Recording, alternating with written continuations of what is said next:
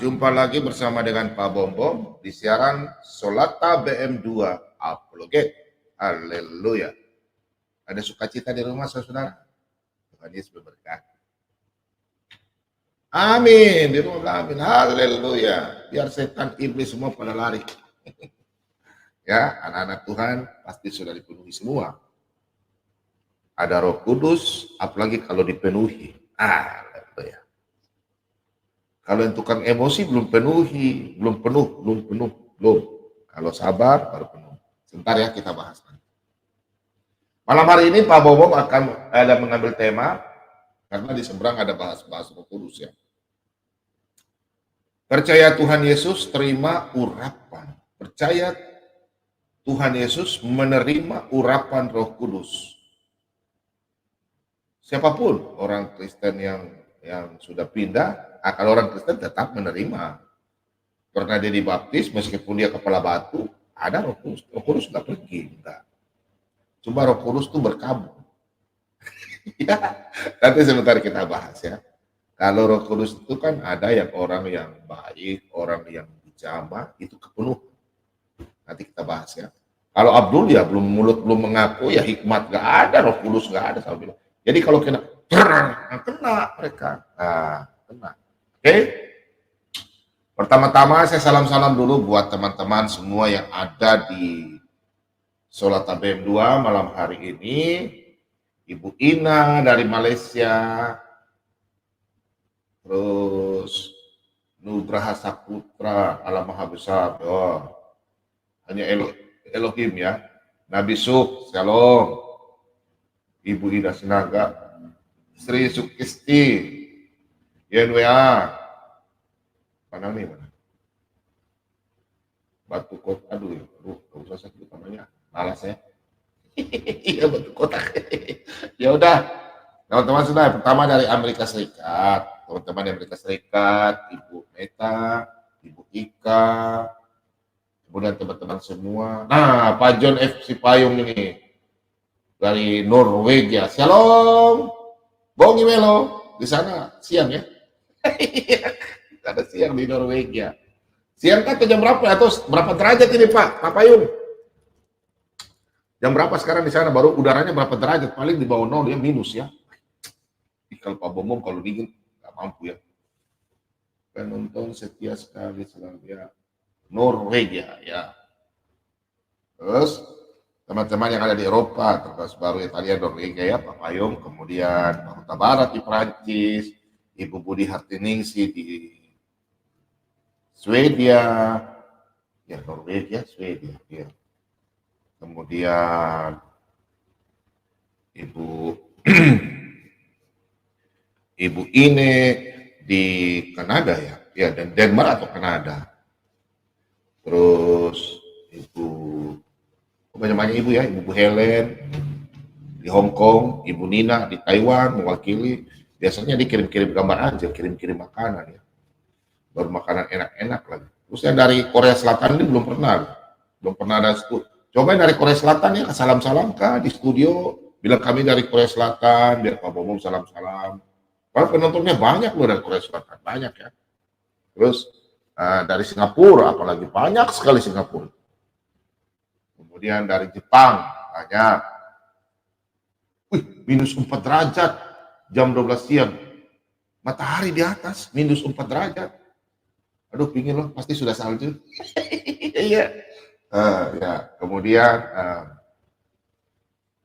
apa lagi ya teman-teman ini dari di Eropa juga, Pak Julius di Irlandia, kemudian Pak Andres Manurung ada di Jawa Barat ya, Jakarta kan Jawa Barat tadi ya, ya teman-teman semua. Kemudian Ibu Nakayama Pak Maula di Malaysia, Ibu Ina yang di Malaysia ya, teman-teman semua di Australia, semua Pak Sin siapa ya, Bapak diberkati di Australia. Pernah kirim saya lupa lagi beliau punya nama ya, kirim pohon ara, gambarnya pohon ara di Australia depan rumahnya.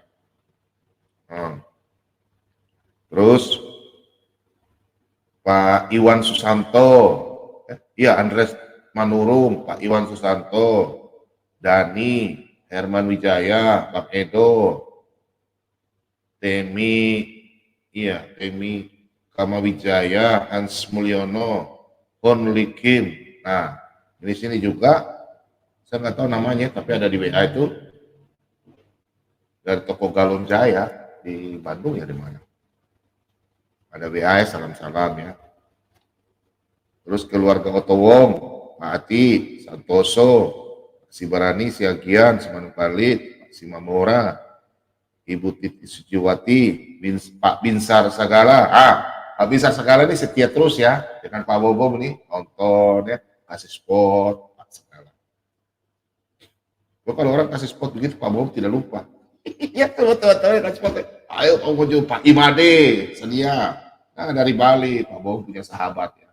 Tuh, ya di channel ya, Tuhan Yesus memberkati. Terus Gus Tridi, Pak Chandra, Boyke, Eli Sisyong, Mulyanto, Halim, John F. Payung, ya tadi dari Norwegia. Saya baca ini ya, dari administrasi ya, yang catat-catat. Nah, apa lagi? Banyak lagi. Reinhard Barpaung, ya kemarin Reinhard. Nah, siapa lagi nih namanya? Nah, dan teman-teman semua yang ada di Indonesia, Tuhan Yesus memberkati. Ya, mulai dari Papua, Papua Barat, Ternate, Maluku, Maluku Utara, pokoknya semua Maluku.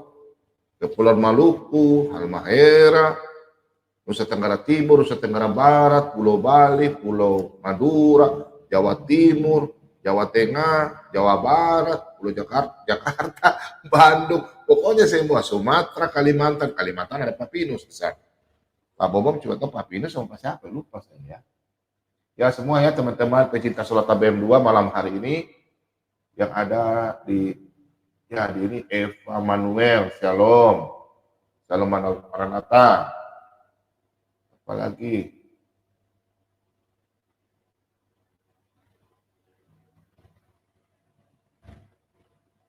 teman-teman ya, saya nggak tahu.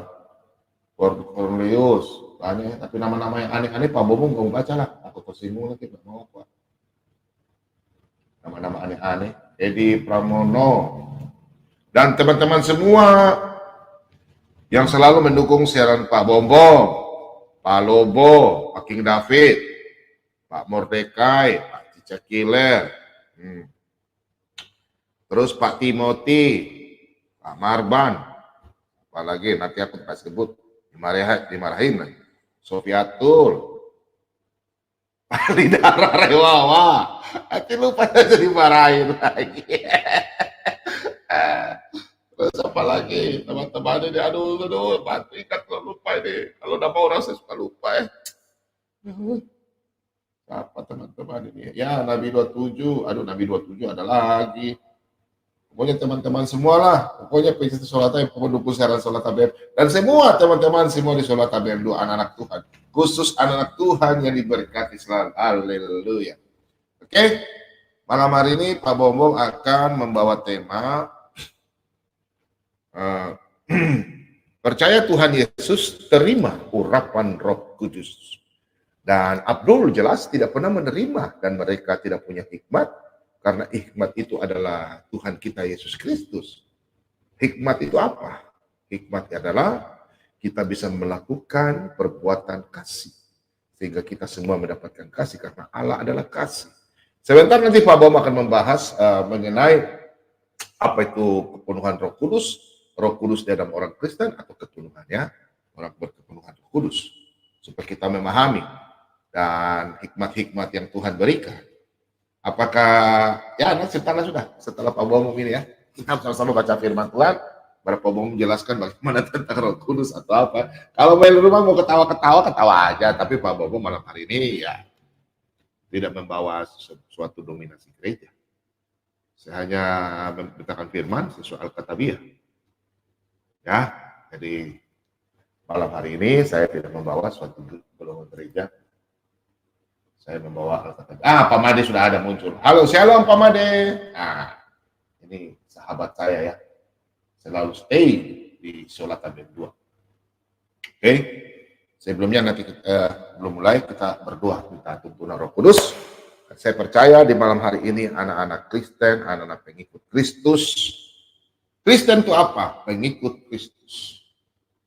Semuanya diberkati dan dimuliakan. Sebelumnya kita berdoa bersama-sama, minta tuntunan Roh Kudus, biarlah kita semua anak Tuhan selalu dijaga, dilindungi dari segala kuasa-kuasa yang tidak punya hak untuk mengontrol tubuh, jiwa, jasmani kita. Ya, tubuh, jiwa, jasmani ya. Sama, tubuh itu jasmani. Dan roh kita, di dalam tubuh kita kan ada Roh Kudus. Jangan sampai Roh Kudus ini dia diam. Ya, karena kita hidup itu ada trafik. Oke? Mari kita bersatu dalam doa.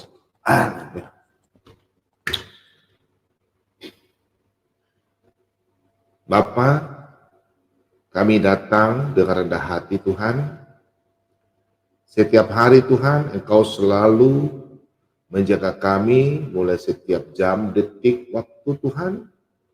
Selama ini Tuhan, Engkau selalu melindungi kami dan hingga saat ini Tuhan, nafas kami masih tetap ada dan kami semua masih ada dan mendengarkan kebenaran-Mu Tuhan.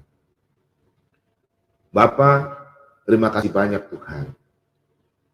Dari malam hingga pagi hari Tuhan, Engkau telah menjaga kami, malaikat-malaikat-Mu yang Kau utus telah memagari rumah kami sehingga kami boleh bangun di pagi hari tanpa kekurangan satupun, dan kami boleh bangun dan boleh memuji dan memuliakan nama-Mu Tuhan.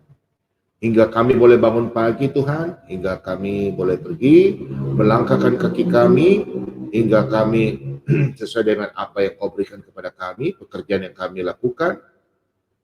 Tuhan, kami boleh berbuat yang baik di mata-Mu Tuhan.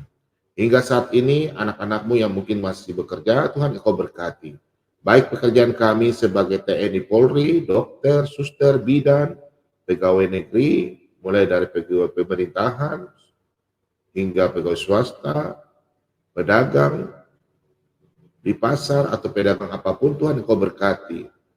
Pekerjaan kami, supir, taksi, ojek, tukang sapu, pekerjaan apapun Tuhan, Engkau selalu memberkati kami. Nelayan, petani, penjaga hotel, apapun itu Tuhan, Engkau selalu melindungi dalam setiap kami melakukan pekerjaan kami sesuai yang Engkau berikan kepada kami untuk kehidupan kami di dalam dunia ini Tuhan. Kami selalu mengucap syukur kepada-Mu Tuhan. Apa yang Engkau berikan kepada kami sesuai di malam topik ini hari ini Tuhan, kami akan membaca sebagian firman kebenaran-Mu Tuhan. Kami tahu Tuhan, kami telah dipenuhi oleh Roh Kudus. Kami percaya Tuhan, anak-anak-Mu pada waktu saat kami mengaku sebagai lidah kami mengaku Engkaulah Tuhan dan Juru Selamat, kami sudah dipenuhi oleh Roh Kudus. Terima kasih banyak Bapa. Kami akan membaca sebagian firman kebenaran-Mu Tuhan. Untuk itu, penuhi kami, tutup bungkus kami dengan kuasa Roh-Mu Tuhan. Biar pada waktu kami membaca bersama-sama dan kami mendengarkan firman kebenaran-Mu Tuhan, kami dapat menerima dengan sukacita. Dan biarlah firman kebenaran-Mu Tuhan, kami boleh menabur dengan benih-benih rohani kepada saudara-saudara kami yang membutuhkan. Terima kasih banyak Bapa. Kau berkati juga siaran kami ini, Solata BM2, yang mana anak-anak-Mu Tuhan, yang mana mereka dengan ringan tangan Tuhan membantu dalam pelayanan siaran Solata BM2 ini Tuhan, biar kami bersama-sama melakukan dan memberitakan firman kebenaran-Mu melalui channel ini Tuhan. Kau berkati tangan-tangan mereka Tuhan, Kau ganti berlipat-lipat sesuai dengan pekerjaan mereka Tuhan.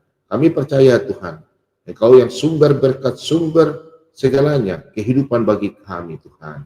Kami hanya meminta kepada-Mu dan menyerahkan diri kami ke dalam tangan-Mu Tuhan.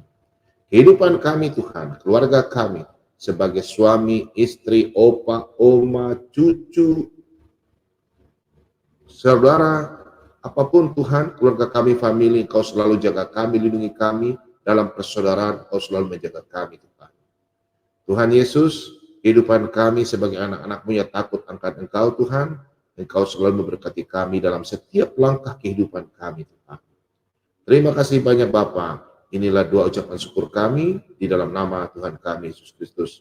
Kami semua telah berdoa dan memuji dan memuliakan nama-Mu surga. Haleluya. Amin. Haleluya. Ya, di malam hari ini kita semua akan sama-sama membaca firman Tuhan. Pak Bom ambil dari Kisah Para Rasul 2. Ya. Kisah Para Rasul 2 ayat 1 sampai 4. Siapkan bolpen dan kertas ya, kita belajar sama-sama. Nah. Pak Bom ambil Pentakosta.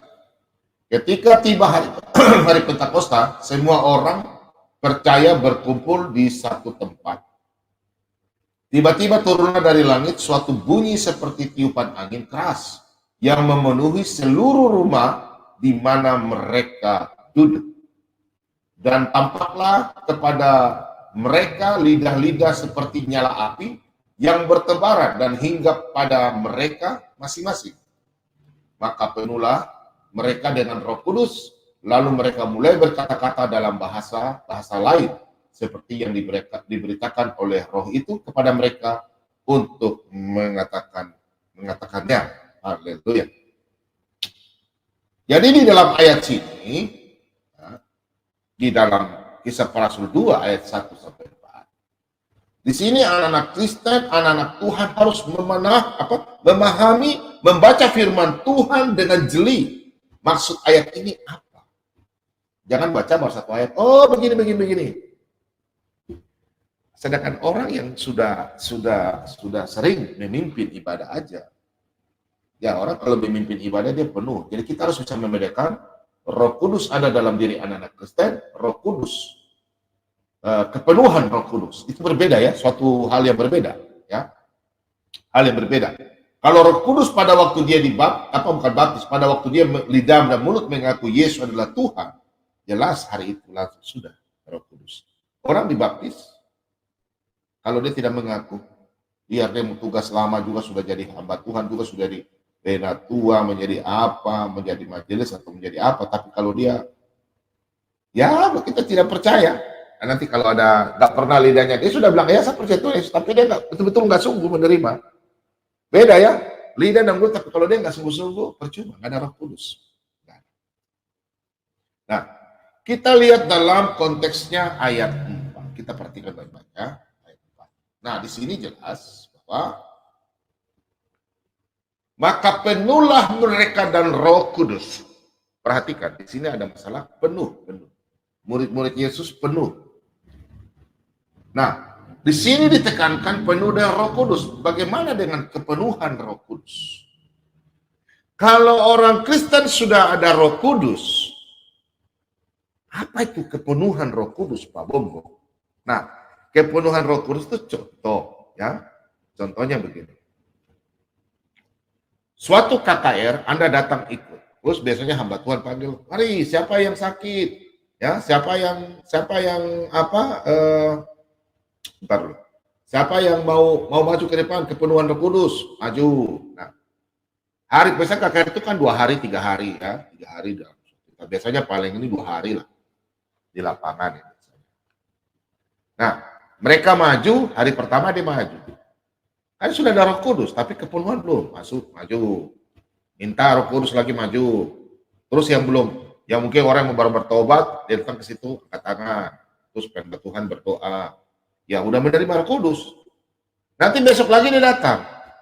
Bukan begitu.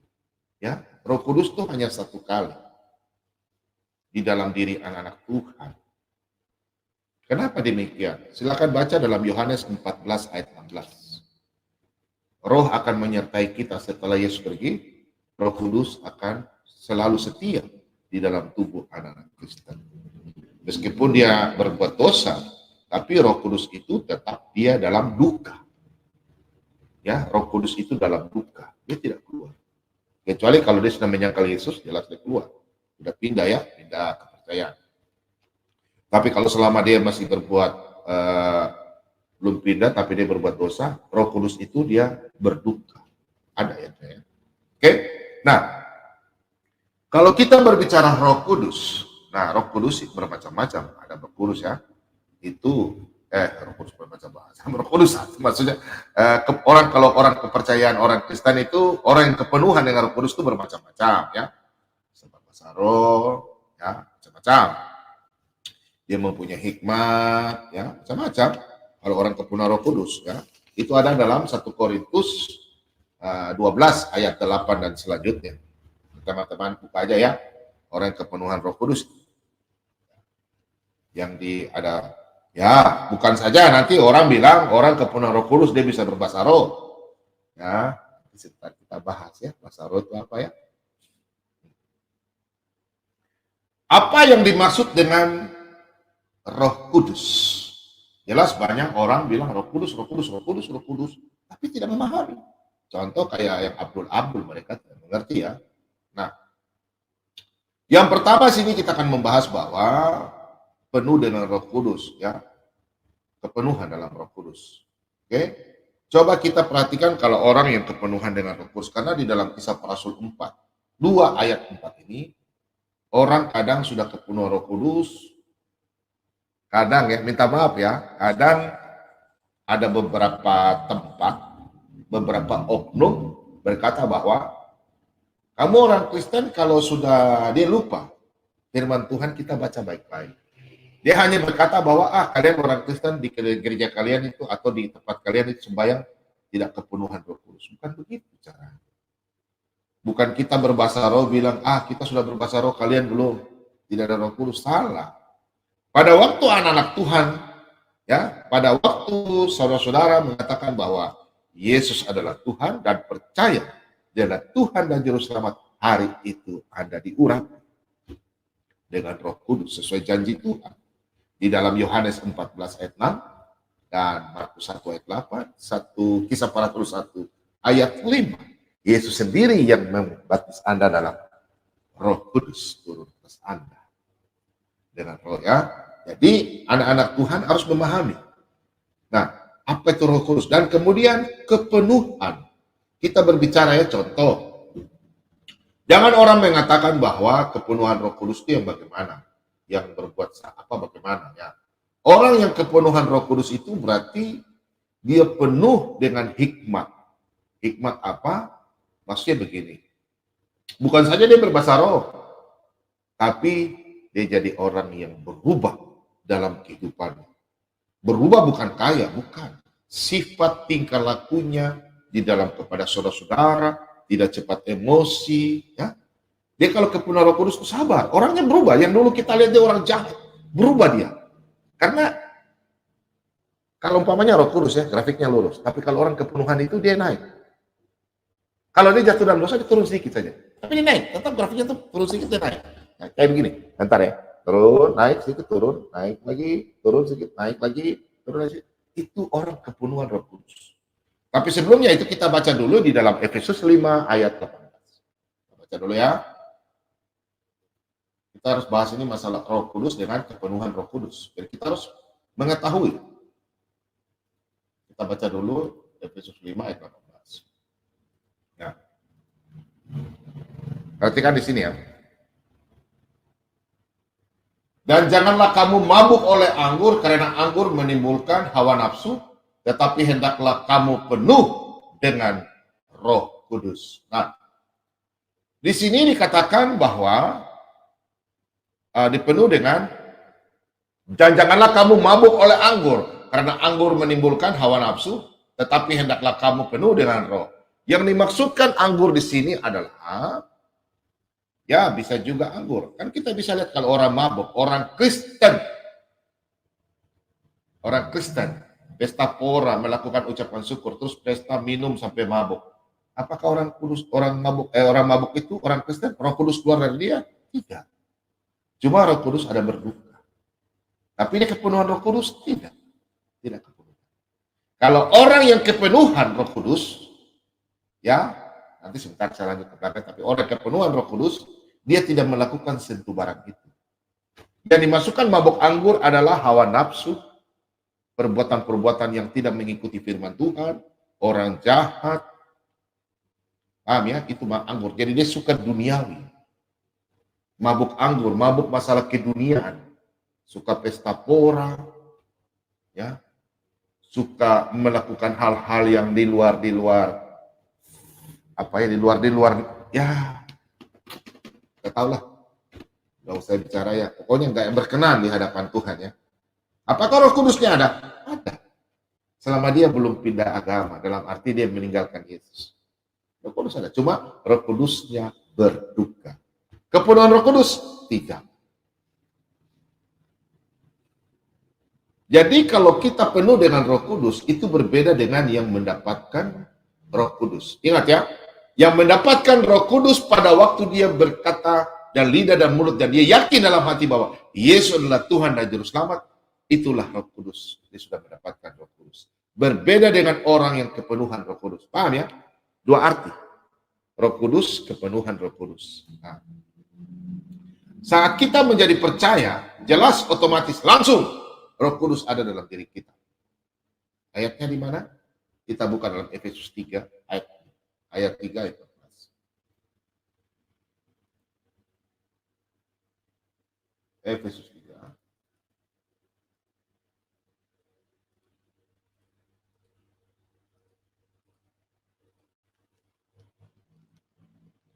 Efesus 1. Bentar ya, Efesus 1. Efesus 1. Kita baca dari 13 ya.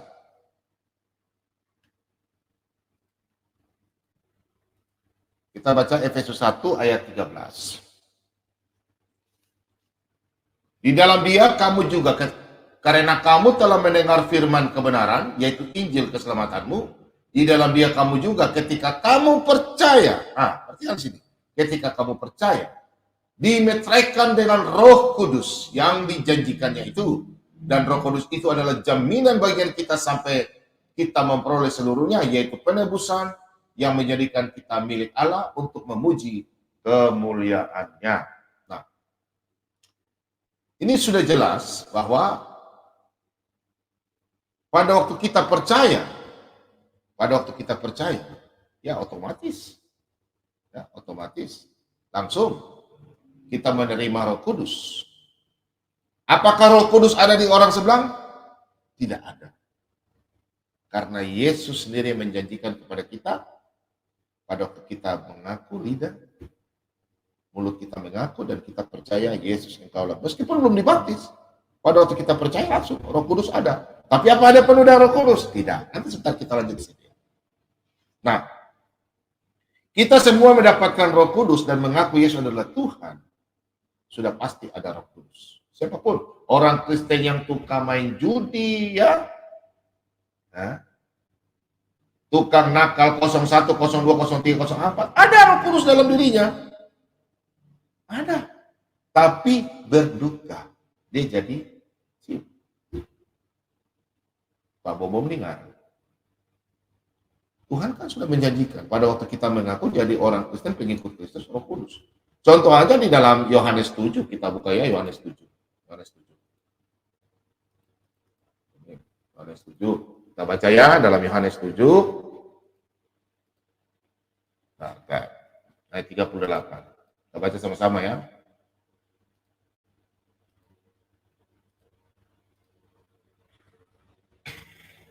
Barang siapa percaya kepadaku, seperti yang dikatakan oleh kitab suci, dari dalam hatinya akan mengalir aliran-aliran air hidup.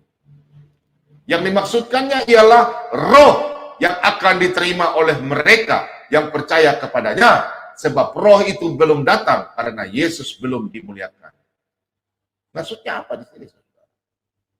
Kalau kita menerima Tuhan Yesus, kita menerima, kan Yesus pada waktu ini kan Yesus kan belum bangkit. Cuma sebagai manusia.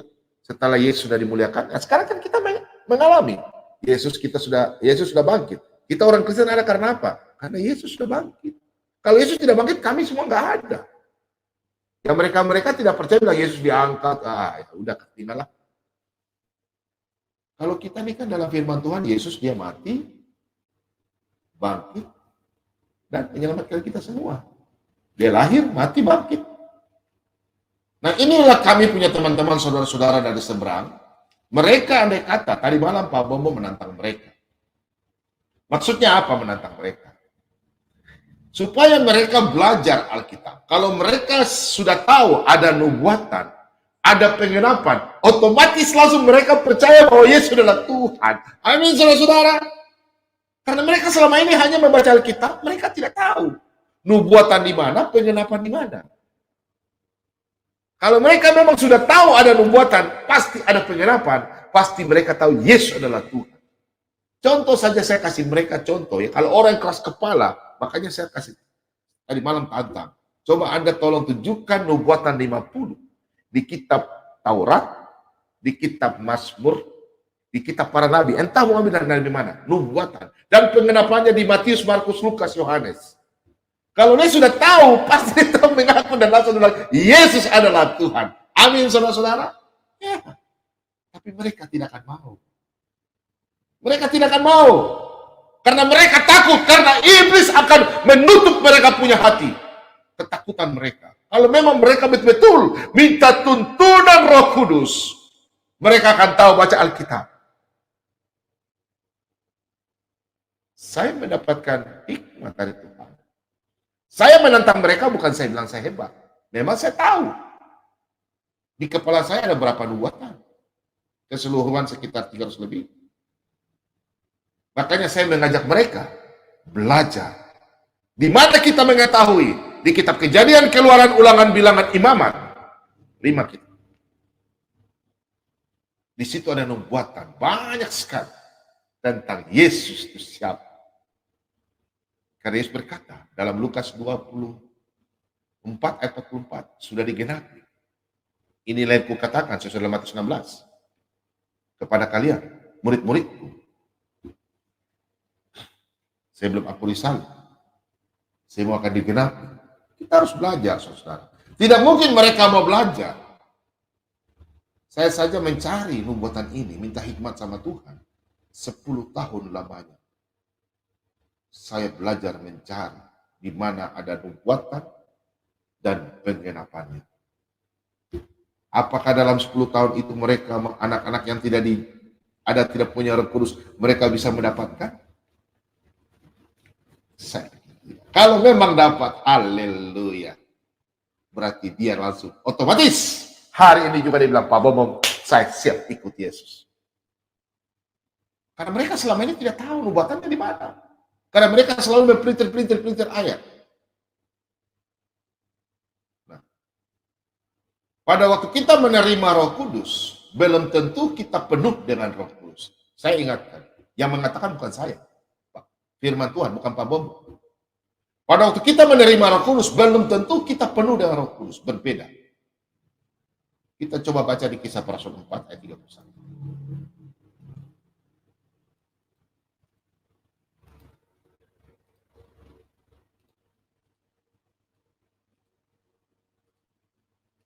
Dan ketika mereka sedang berdoa, goyanglah tempat mereka berkumpul itu, dan mereka semua penuh dengan Roh Kudus, lalu mereka memberitakan firman Allah dengan berani.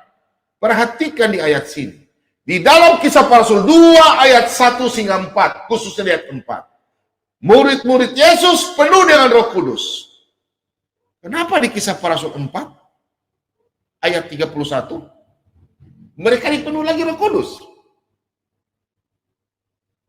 Ya, berarti perjalanan mereka pada waktu mereka penuh Roh Kudus, setelah itu turun, dia akan turun. Nah, terus dia naik lagi, penuh Roh Kudus, terus turun lagi. Perhatikan, coba lihat hamba-hamba Tuhan, saudara-saudara yang terkasih dalam nama Tuhan kita Yesus Kristus. Perhatikan hamba-hamba Tuhan. Pada waktu dia diberikan hikmat, dia berkhotbah, sangat luar biasa dia memberitakan firman Tuhan. Karena apa? Pada waktu dia berkhotbah, kita semua telinga terbuka, hati kita senang.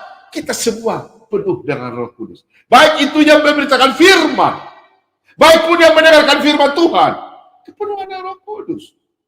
Tapi kalau yang di gereja, pendeta sudah berfirman, sudah memberitakan firman dengan kepenuhan Roh Kudus, memberitakan firman dengan semangat, Memberikan orang-orang yang telinga yang tertutup bisa terbuka mendengarkan firman Tuhan. Tapi yang di belakang, ada yang di belakang sudut-sudut mewah DP pacar, kan?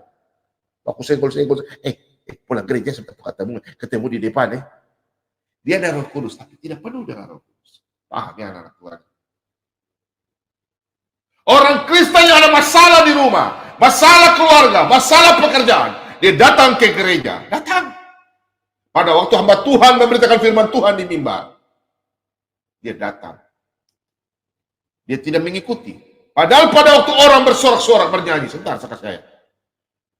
Orang yang kepenuhan Roh Kudus, mereka menyanyi, bersukacita, tari-tarian, memuji Tuhan, meninggalkan semua masalah. Dia di dalam di gereja, penuh dengan duduk saja, loyo-loyo. Dia tidak penuh dengan Roh Kudus. Roh Kudus ada, tapi dia tidak penuh. Karena apa? Roh Kudus dalam dirinya berduka. Ada, tidak keluar.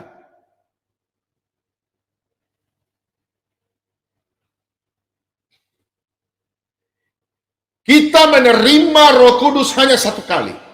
Saudara-saudara, hanya satu kali. Tidak ulang-ulang. Yang ulang-ulang itu kepenuhan. Kepenuhan Roh Kudus. Amin, saudara-saudara. Jadi kalau Pak Bomo bilang orang kalau di gereja, apalagi kalau tukang tidur, nonton bola dari malam sampai pagi. Saya saja kadang-kadang saya nyiar. Dari malam kan saya sudah lihat, saya dari sore, mau beras, malam sampai jam sini, jam 4, jam 5. Kadang-kadang saya tugas subuh, saya lanjut, EPNK, habis pulang dari gereja, langsung. Tidur ya? Iya lah. Orang kalau kepenuhan Roh Kudus, dia tidak pernah gentar. Dia berani seperti saudara kita Pak Muhammad Aceh. Muhammad Aceh itu penuh Kudus, makanya berani mau mati-mati. Dalam Roma 14 ayat 18, jika aku hidup demi Kristus, mati demi Kristus. Filipi 1 ayat 21. Dia tidak takut. Itulah salah satu ciri dari orang kepenuhan Roh Kudus. Banyak orang Kristen dengan punya Roh Kudus, tapi tidak punya kepenuhan. Penakut, memberitakan firman saja takut-takut. Mau menyampaikan kesaksian. Contoh, DP pacar ini, DP pacar ini bukan orang Kristen. Orang Kristen ya, dia. Karena ini perempuan cantik. Dia mau bagara. Cewek tinggal di mana?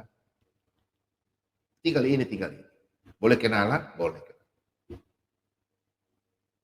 Setelah ujung-ujung tanya, langsung dia sudah bilang, pas tiba-tiba ada apa gitu, tiba-tiba dia sebut-sebut. Ya agamanya berbeda ya. Langsung, dia rasa lain. Perempuan tanya, Mas, sembayangnya di mana? Ada anak-anak Tuhan Kristen tidak mengaku. Dia malu mengaku Yesus sebagai Tuhan dan Juru Selamat. Anak-anak muda, saya kasih tahu ya. Nanti saya putih telinga. Hamba Tuhan yang penuh dengan Roh Kudus, dia bisa bernubuat. Jangan coba-coba ada hamba Tuhan yang di gereja, yang penuh dengan Roh Kudus. Anda jangan coba-coba macam-macam. Anak-anak muda, ingat ya, Pak Bomo ingatkan. Hamba Tuhan, kalau Anda melihat, ada beberapa hamba Tuhan yang punya hikmat. Dia berkhotbah, punya hikmat. Dia menyampaikan dengan tutur kata-kata yang berhikmat. Ingat. 1 Korintus 12, ayat 8 dan selanjutnya. Hikmat-hikmat Roh Kudus bermacam-macam. Ada yang bernubuat, ada hikmat pengetahuan, berbahasa roh. Jangan kita lupakan itu, semua terkait-terkait. Berbahasanya bagaimana? Bukan berbahasa yang ngarang-ngarang.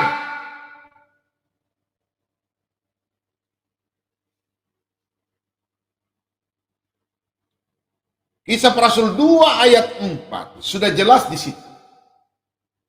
Orang ciri khas yang berbahasa roh itu, contoh ya, nanti kita lihat kembali ya, Kisah para Rasul 2. Tapi nanti sebentar, saya berbicara bahasa roh nanti sebentar. Orang yang berbahasa roh itu berarti dia kepenuhan, mengalami.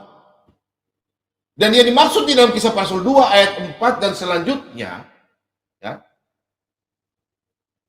Kita harus bisa melihat di situ apa maksud dari bahasa roh itu. Bukan bahasa roh yang sembarang-sembarang. Terus bilang sama Anda, teman-teman, anak-anak Kristen, kalian bisa berbahasa roh. Ini khusus anak-anak muda banyak ini mengerti ini. Oh, gereja kami lebih hebat. Kami punya tempat lebih hebat bisa berbahasa roh. Salah, bukan begitu. Salah ya. Kamu masuk di sini, Pak Bobong kasih tatar ya. Bahasa roh itu nggak bisa dipelajari, nggak bisa diajak-ajak, nggak bisa. Bukan cara begitu ya. Kepenuhan Roh Kudus. Coba kita lihat Stefanus. Dia penuh dengan Roh Kudus. Apakah Stefanus pakai bahasa roh? Kita buka di Kisah Para Rasul 7.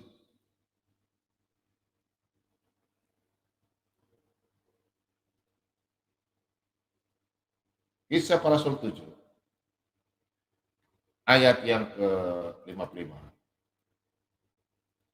Tetapi Stefanus yang penuh dengan Roh Kudus. Perhatikan. Tetapi Stefanus yang penuh dengan Roh Kudus menatap ke langit, lalu melihat kemuliaan Allah dan Yesus berdiri di sebelah kanan Allah.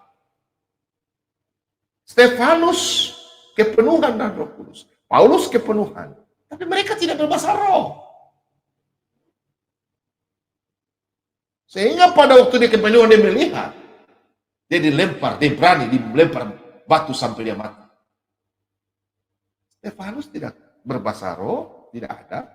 Pak Bobong sudah putar-putar balik baca Alkitab, tidak ada. Apakah Stefanus berbahasa roh? Apakah Paulus berbahasa roh? Tidak. Paulus berkata, lebih baik aku berkata 5 kata, orang bisa mengerti daripada aku berbahasa roh. Jangan kita mengingatkan bahwa Kisah Para Rasul 2, ayat 4 dan selanjutnya, pada murid-murid menerima Roh Kudus, mereka berbahasa lain-lain. Sebentar kita bahas itu. Supaya kita mengerti apa itu bahasa. Jadi berbeda namanya terima Roh Kudus dan kepenuhan Roh Kudus. Jangan salah artikan kepenuhan dan menerima. Ada yang dipenuhi Roh Kudus dalam berbahasa roh, melainkan dia berani melakukan kebenaran. Muhammad Kace contoh. Ya, dia berani loh. Jangan Anda bilang Pak Muhammad Kace, tidak, dia berani, itu kepenuhan Roh Kudus. Tidak sembarang orang sudah kepenuhan Roh Kudus. Contoh saudara-saudara saya, Lobo, Pak Mordekai, haleluya. Tadi saya lupa ya. Minta maaf Pak kasih karunia abangku, jangan marah aku. Saya tuh kalau lupa memang. Bentar, bercanda nanti. Nanti ada bilang Pak Bobong bicara firman Tuhan suka bercanda. Ada ayat.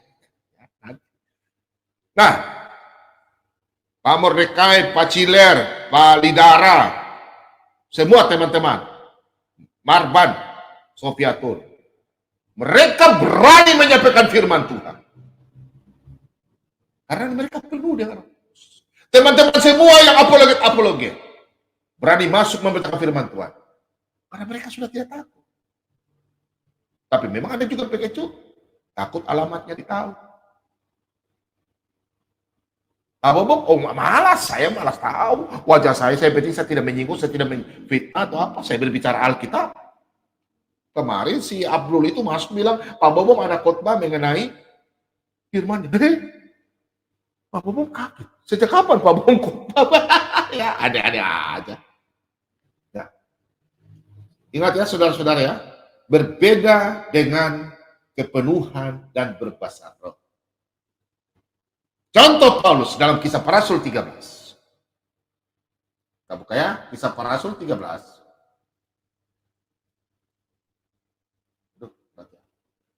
Kisah Para Rasul 13, ada Stefanus. Kita lihat Paulus. Ini yang mereka selalu bicara-bicara Paulus ya. Orang-orang sebelah yang tidak mengerti firman ya. Nah, tetapi Saulus juga disebut Paulus yang penuh dengan Roh Kudus menatap dia dan berkata, hai anak iblis, engkau penuh dengan rupa-rupa tipu muslihat dan kejahatan. Engkau musuh segala kebenaran. Tidakkah engkau akan berhenti membelokkan jalan Tuhan yang lurus itu? Nah, kadang Pak Bobo melakukan doa, memberitakan firman Tuhan, Pak Cile, teman-teman semua. Kalau Anda mau masuk di channel sini semua bohong, kami tahu. Bukan kami dukung. Tidak. Tapi itulah ciri-ciri anak-anak Tuhan yang dipenuhi dengan Roh Kudus. Kami bisa melihat dengan Roh Kudus ada dalam diri kita. Kami bisa. Bukan ngarang-ngarang. Pak Ciler tahu. Pada waktu kita berdoa, tiba-tiba kita tahu. Itulah Roh Kudus yang bekerja dalam diri anak-anak Tuhan yang percaya. Pasti anak-anak Tuhan semua di rumah yang mendengarkan siaran ini, baik secara langsung maupun secara ulang. Oh gitu ya Pak Bomong ya, saya pernah begini. Nah iya, macam-macam. Penuh dengan Roh Kudus, bisa bernubuat, bisa merasakan, bisa tahu mata terang, bisa lihat kuasa kegelapan, bisa. Penuh dengan Roh Kudus. Maka untuk itulah selalu menjalankan firman Tuhan, rajin berdoa, Anda penuh dengan Roh Kudus. Apalagi setiap hari. Sebelum makan kan berdoa dulu. Kadang dia duduk sambil santai-santai menyanyi lalu rohani, sukacita, sampai dia masuk di kamar mandi, apalagi kalau anak-anak tinggal di kos-kosan ya. Aku memuji, contoh menyanyi lagu kebesaranmu. Tiba-tiba anak-anak kos di sebelah ada yang tetangga sebelah. Karena dia benci, dia bukan orang Kristen, karena dia benci mungkin dengan pacarnya atau apa kan, dia menyanyi lagu yang lain-lain. Apa lagu apa contoh anak-anak muda yang bilang, ku bunuh kau, biar kau menjadi pacarku. Bicara-bicara menghakimi ya. Jangan. Anak-anak muda yang anak Tuhan jangan menyanyi lagu yang aneh-aneh ya. Ku bunuh pacarmu apakah, berlakuan apakah ya, yang baku jengkel-jengkel, ku kutuk apa, jangan. Anak-anak Kristen itu usahakan menyanyi lagu-lagu yang memuji Tuhan. Anda kepenuhan dengan Roh Kudus. Bukan Anda mau menyanyi di gereja saja, di rumah tidak, di tempat mana tidak, Anda cuma khusus menyanyi di gereja, itu orang tidak kepenuhan dengan Roh Kudus. Macam-macam, mungkin dia tidak tahu khotbah, dia tidak tahu berita firman. Tapi kalau dia suka menyanyi, dia menyanyi lagu-lagu rohani, di gereja, di acara manapun, dia datang di pesta manapun, pesta orang kawin. Terus, ingat anak-anak Tuhan, biasanya anak Tuhan yang tukang menyanyi lagu gereja, kadang di pesta orang kawin ini tidak mau menyanyi lagu dunia. Kalau Anda memang penuh Roh Kudus, Anda pasti undang saudara Anda, orang Kristen punya acara, maju ke depan, nyanyi lagu-lagu rohani. Untuk apa lagu dunia? Nyanyi. Biar yang lain mau dengar WP, harus berani lakukan. Biar acara umum orang kawin, tapi orang Kristen yang kawin menyanyi supaya mereka mengenal. Inilah lagu puji-pujian kepada Tuhan kita Yesus. Amin, saudara-saudara. Amin. Biar pemain band juga orang Muslim, pasti ada orang Kristen juga satu. Orang apa tidak mengenal. Kalau mereka main musik, lagu apa? Lagu rohani. Apa contoh? Besar dan kuasa, apa lagu apa yang terserah. Lagu rohani aja, kenapa mau takut? Kita harus berani memberitakan firman. Anak-anak ciri-ciri orang kepenuhan dengan Roh Kudus. Amin, saudara-saudara. Saya kalau pergi ke acara, saya tahu lagu dunia. Kalau dulu saya menyanyi lagu-lagu dunia. Dulu. 15 tahun lalu, 20 tahun. Tapi kalau sekarang orang, kayak saya gimana? Ya lagu apa? Lagu gereja. Besar dan ajaiblah karyamu. Lagu rohani. Ngapain? Rohmu yang hidup penuhiku, mengalir dalamku. Itu lagu favorit saya. Kita harus secara langsung kita menunjukkan bahwa inilah kepenuhan Roh Kudus sehingga kita boleh bernyanyi lagu-lagu rohani. Jangan lagu-lagu dunia. Lagu dunia tidak dapat berkat. Jangan. Orang bilang jangan. Ya, tidak diberkati. Pada waktu Anda mengucapkan lagu pujian, malaikat mendengar semua. Memuji. Lagu rohani, malaikat dengar memuji. Tapi kalau lagu-lagu lain, malaikat dia pergi. Kita baca dalam Lukas 1. Kita buka dalam Lukas 1. Lukas 1, ayat yang ke 15 hingga yang ke-16. Di sini kita baca tentang Yohanes Pembaptis ya. Sebab ia akan besar di hadapan Tuhan dan ia tidak akan minum anggur atau minuman keras dan ia akan penuh dengan Roh Kudus mulai dari rahim ibunya. Ia akan membuat banyak orang Israel berbalik kepada Tuhan Allah mereka. Di sini ditujukan kepada Rasul Yohanes. Jangan Anda lagi bilang minuman keras apa itu ya? Maksudnya tuh anggur dunia. Dia tidak terpengaruh dengan perbuatan masalah dunia. Kemegahan, kemewahan dunia. Yohanes tidak peduli. Dia tahu cuma memberitakan firman. Sehingga bangsa Israel yang jatuh dalam dosa kembali mengenal Elohim Abraham, Ishak dan Yakub. Karena apa? Dalam pelayanannya. Karena Yohanes kepenuhan dengan Roh Kudus, banyak orang melalui pelayanan Rasul Yohanes seperti hamba Tuhan. Kalau dia penuh dengan Roh Kudus, banyak orang mengikuti Yesus. Kalau ada Roh Kudus, orang mendengarkan, haleluya, firman Tuhan begitu dahsyat. Ya memang firman Tuhan dahsyat. Kalau kata-kata sembarang menghujat, menghakimi, itu bukan firman Tuhan. Itu iblis. Iblis. Teman saya kalau bilang iblis tuh lucu. Iblis. Tahu ya? Iblis. Dia kasih iblis. Iblis, kalau kita bisa iblis. Kalau orang memberitakan firman Tuhan, berarti dia kepenuhan. Meskipun dia bukan hamba Tuhan, anak-anak Tuhan, dia menceritakan kemuliaan Tuhan. Dalam 1 Petrus 2 ayat 5. Dia dipakai sebagai batu hidup. Di mana dia pergi, dia bukan ngerumpi. Berbicara orang pe suami, orang pe istri, bicara dia punya kekayaan, dia punya rumah, mungkin dia punya rumah rumput kurang subur, saya bilang tetangga rumput lebih subur, dia bicara orang. Jangan. Bicara itu firman Tuhan, bicara menyampaikan, minimal satu hari ada bicara sukacita. Anda kepenuhan Roh Kudus. Kalau berbicara mulut Carlota, bicara orang punya kehidupan, Roh Kudus tidak kepenuhan. Tidak ada. Roh Kudus ada, tapi berduka. Orang-orang berduka itu bisa kenapa? Guna-guna, langsung mata bersangking. Itu. Karena Roh Kudus berduka. Jadi gampang Anda dimasuki roh-roh jahat. Tapi coba kalau kepenuhan. Oh jalan tiba-tiba. Saya pernah cerita ya, pengalaman saya. Dulu pertama pada waktu saya pertama mengalami namanya mendoakan. Ya, orang datang bilang, Bapak hamba, ada keluarga kami ini kerasukan. Saya belum pernah. Saya masih ragu-ragu. Ya, saya ragu-ragu. Ragu-ragu. Ya, saya ketakutan. Dalam arti ya, Roh Kudus belum penuh ya, dalam arti. Ingat ya, anak-anak Tuhan yang mau melakukan pekerjaan mengusir roh jahat. Jangan coba-coba Anda lakukan kalau Anda belum kepenuhan Roh Kudus. Jangan coba-coba. Serangan balik hantam Anda. Kadang kami juga kepenuhan saja, kami harus pagari rumah kami, keluarga kami harus kami pagari. Dan kami pergi bertempur. Efesus 6 ayat 10 dan selanjutnya. Pernah dulu. Ya, saya pergi.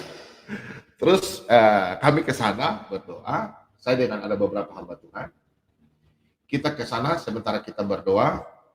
Nah, saya macam maju kah, mundur kah? Mundur ya. Karena pada waktu itu saya baru melayani ya. Saya begini, istilahnya agak sedikit. Karena saya belum penuh dengan Roh Kudus. Roh Kudus sudah ada, tapi saya belum penuh.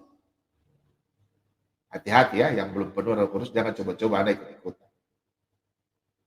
Kalau Anda sudah berani mau berdoa orang kerasukan atau orang sakit, Anda maju. Berarti Anda sudah penuh dengan Roh Kudus. Tapi kalau ragu-ragu, mending mundur. Karena bermain dengan kuasa kegelapan tidak sembarang. Bagaimana supaya penuh Roh Kudus? Pak Bo bilang tadi, memuji-muji Tuhan, baca firman Tuhan, rajin berdoa, serahkan kehidupan dalam Tuhan. Genggaman tangan Tuhan Yesus. Amin, saudara. Haleluya. Amin. Tuhan berkata. Nah, kita lanjut. Kalau Roh Kudus ada dalam diri kita sebagai anak Tuhan, perhatikan ya, orang yang kepenuhan dengan Roh Kudus, otomatis Roh Kudus itu mengontrol hidupnya. Coba saudara-saudara lihat saudara-saudara Anda yang dulu tidak rajin ibadah. Tiba-tiba perubahan fisik, tiba-tiba perubahan karakter, jiwanya berubah. Berarti perhatikan. Itu ada Roh Kudus mengontrol dalam dirinya dia. Sehingga dia berubah. Grafiknya itu begini lah. Naik, turun sedikit, naik, turun sedikit, naik. Dia tidak begini. Tidak. Orang Kristen tuh kalau ada Roh Kudus dia standar. Tinggal kalau dia sudah rajin ini perubahan sifatnya, udah mulai memuji Tuhan, rajin ibadah, memuji Tuhan, dia mulai naik. Nanti lihat kalau kelakuannya terus sedikit, nanti ada terus turun lagi, sedikit naik lagi. Itu ya grafiknya ya. Dia naik terus, tapi agak turun sedikit kalau yang turun ya.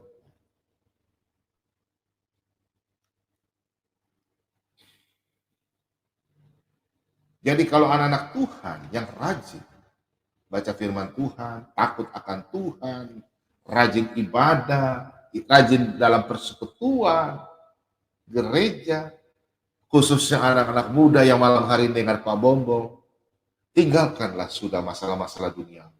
Boleh kita berteman, boleh lakukan segala sesuatu yang baik di mata orang tua. Kan ada orang tua, dengarlah orang tua menyampaikan ya. Dengarlah baik-baik ya. Jadi jangan kita berpikir bahwa orang tua itu marah. Tidak, orang tua sayang anak-anak muda ya. Jangan pergi klub-klub malam. Ya kalau disama-sama ya hati-hatilah. Ya. Tapi jangan tiap malam. Ya itu iblis, Pak. Waspada. Orang yang dipenuhi Roh Kudus otomatis dia dikendalikan oleh Roh itu yang melakukan keinginan Roh itu. Jadi kalau orang sudah kepenuhan Roh Kudus, Roh ini dikontrol, Roh Kudus dikontrol diri kita, dikontrol. Sesuai keinginan apa? Keinginan Roh, keinginan Tuhan. Jadi kalau anak-anak Tuhan itu tidak bisa macam-macam, dia tidak bisa belok kiri, belok kanan, nggak bisa. Segini, aduh, jangan saya tidak, kamu aja lakukan. Itu anak-anak yang penuh dengan Roh Kudus. Dia tahu, karena ada jamaah. Jadi kalau kita diperintahkan, ya. Kalau kita diperintahkan oleh Roh Kudus dalam diri kita, ya, untuk kalau kita penuh, kita tidak bisa beralih ke tempat yang lain. Kita lakukan jalan yang lurus, tidak bengkok-bengkok, ya, tidak macam-macam kita lakukan. Yang negatif-negatif tidak mungkin. Karena apabila ada Roh Kudus dalam diri kita, kita sudah penuh, jelas kita dituntut untuk memberikan hidup kita berada di bawah kontrol Roh itu, sesuai keinginan Tuhan dalam kehidupan kita. Kalau kita udah penuh dengan Roh Kudus, kita dikontrol, tidak bisa berbuat kejahatan, tidak. Karena apa? Kita selalu baca firman Tuhan, mengikuti siraman rohani. Apalagi kalau orang datang dari gereja, nanti sembayangnya pemuda di sini ya, kamu menerima. Kenapa di rumah sana? Harus di rumah saya dulu. Jangan di rumah saya bilang, Bapak, saya tidak bisa minggu depan saya ada kegiatan. Sudah hari ini. Itu orang yang mau membuka hati, buka pintu rumahnya. Anak muda, apalagi orang tua lagi. Ada orang tua dari gereja datang, aduh tidak ada uang, jadi nanti tunggu minggu depan. Jangan. Kalau dari gereja datang, memberitakan bahwa hari ini kita ibadah, buka, mau bikin minum apa bila perlu ada air putih, tidak ada gula, tidak ada kopi. Percaya. Kan 1 hari atau 2 hari sebelumnya dihubungi. Percaya dalam nama Yesus, hari itu terjadi. Berseru kepada Tuhan. Jangan aduh.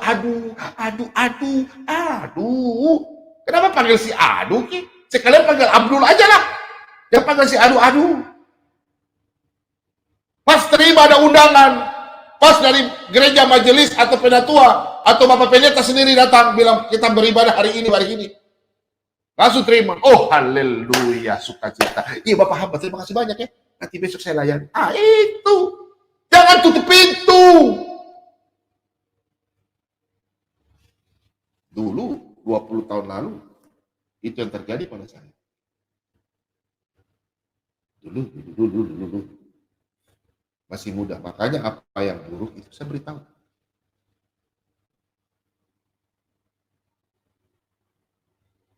Jadi kalau orang yang sudah kepenuhan Roh Kudus, jangan Anda coba-coba, apalagi anak-anak Tuhan, mau bicara-bicara hamba Tuhan ini begini-begini. Jangan, itu hamba Tuhan sudah dimaafkan. Apa tandanya orang yang penuh dengan Roh Kudus. Kita kembali di Kisah Para Rasul 2 ayat 4. Kembali lagi ya.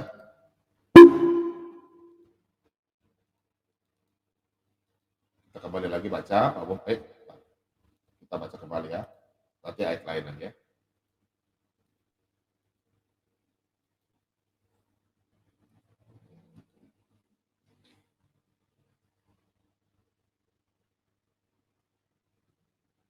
Maka penuhlah mereka dengan Roh Kudus, lalu mereka mulai berkata-kata dalam bahasa roh lain, Maka penuhlah mereka dengan Roh Kudus, lalu mereka mulai berkata-kata dalam bahasa-bahasa lain seperti yang diberikan oleh Roh itu kepada mereka untuk mengatakannya. Bentar ya.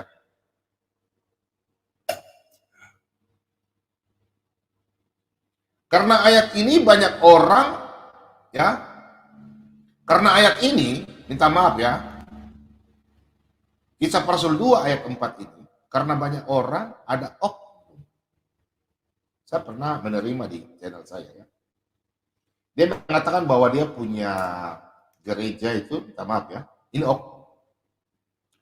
Di situ bisa diajarkan bahasa roh. Saya minta tunjukkan ayat di mana ada mengajarkan bahasa roh. Dia Bapak Gembala. Di sini bicara Alkatabiah, bukan aturan-aturan Anda punya aturan. Di Pak Bomom ini bicara Alkatabiah, jadi saya ingin tahu Alkatabiah. Saya ingin bukti di mana ada orang bisa diajarkan bahasa roh. Sangat disayangkan ya, kalau ada oknum yang mengajarkan bahasa roh. Itu yang dilakukan oleh orang-orang seberang, sehingga mereka kasih masuk di channelnya. Sampai bicara yang takar-takaruan, bala-bala. Itu ya si Aditya sudahlah saya bilang. Mereka menghina orang Kristen ya. Mereka berpikir orang Kristen semua sama. Satu oknum yang berbuat semua hancur. Nah, orang yang penuh Roh Kudus itu bukan tentu dia berbahasa yang lain-lain.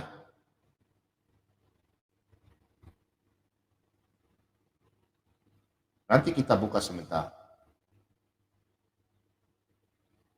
Itu nanti Kisah Para Rasul 2 ayat 6 sampai 10, tapi tunggu dulu.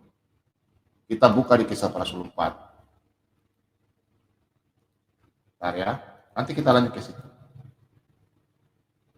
Kita dulu bicara masalah ini. Kisah Rasul 4 ayat 31.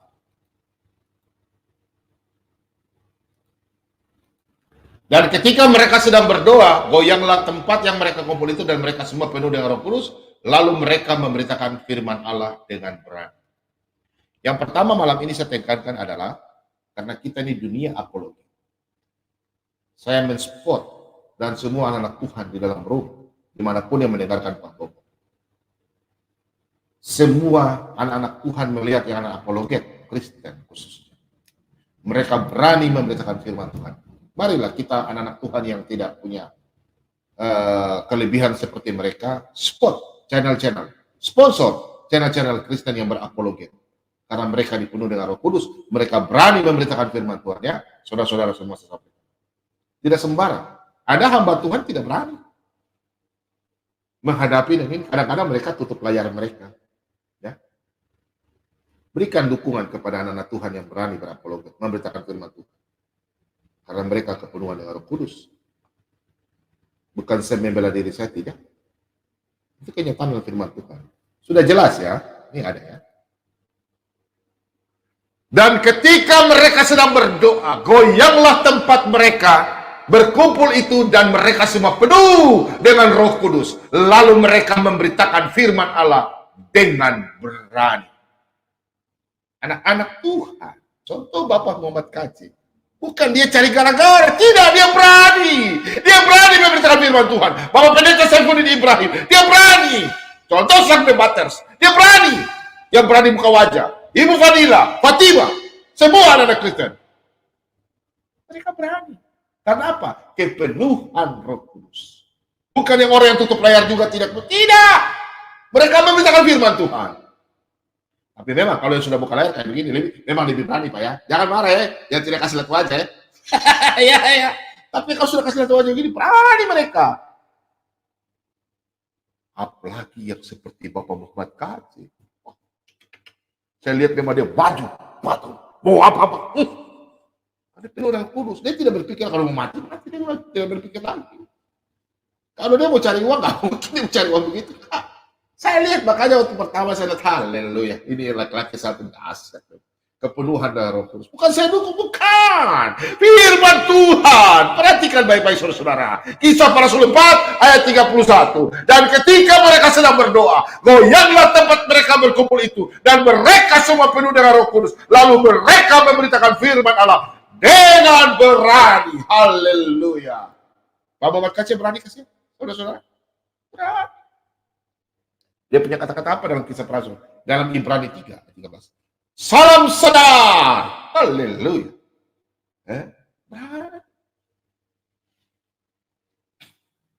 Ada sukacita saudara-saudara? Damai di hati ya.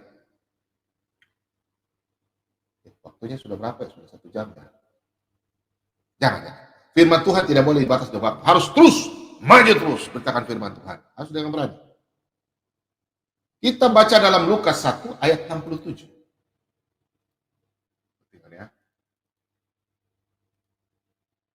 Lukas 1 ayat 67.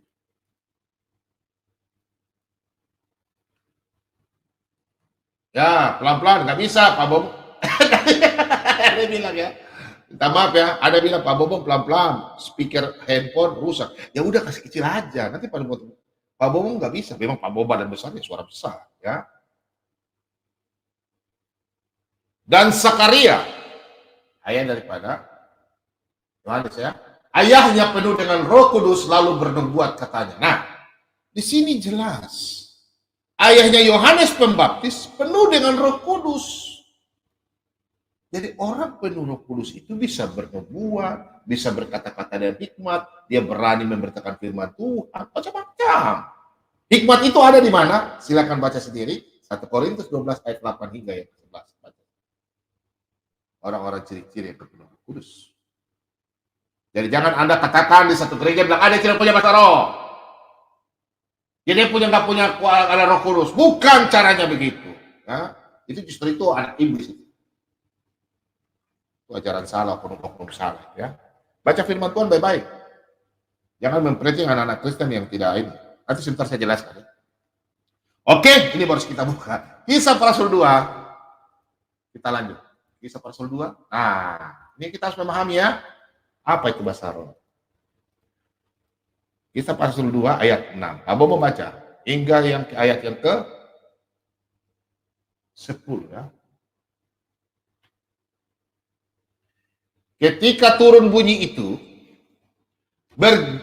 berkerumunlah orang banyak. Perhatikan.